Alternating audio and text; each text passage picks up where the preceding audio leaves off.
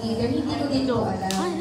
Kasi po, yung group namin usually, dapat talaga yung group name namin is Team Undecided kami.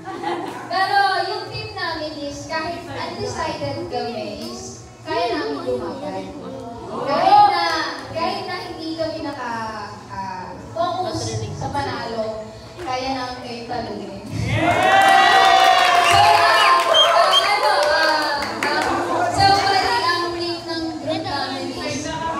SpongeBob daw po.